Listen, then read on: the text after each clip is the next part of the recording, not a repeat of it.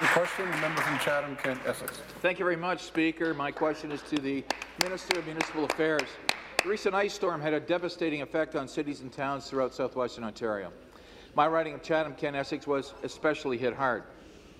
Media reports describe strong winds and heavy rain which sent huge waves crashing in on the shore of Lake Erie in the Chatham-Kent and Point Pelee and Leamington areas.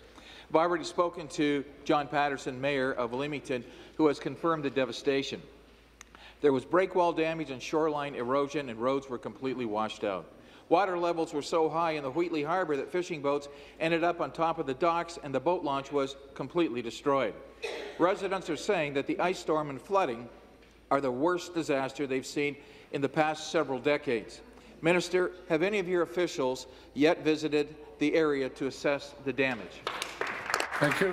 Minister of Municipal Affairs. Speaker, thank you to the member for the question. I first want to acknowledge the work of the first responders, and I know the Minister of SCS has been involved in providing a coordinating function to ensure that any support that's needed from first responders can be provided and help to be coordinated. Also, Natural Resources and Forestry, I know, is providing a monitoring function when it comes to these sorts of flooding incidents. Speaker, what I would say directly to the member in response to his question, that in the first instance, this sounds like it is more about municipal infrastructure, not so much about flooding in people's homes, although that is yet to be determined with final certainty.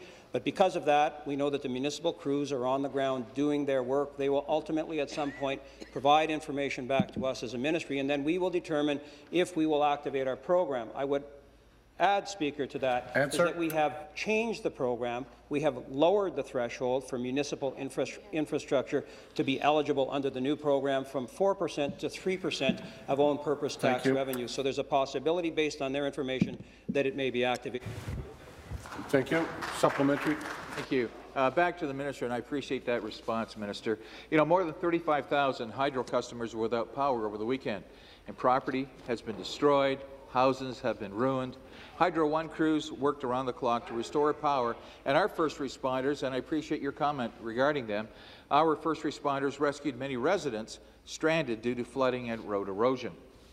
They were responsible for saving lives and preventing serious injuries, and I want to thank them personally, as you did as well. But as I mentioned, the damage has been severe.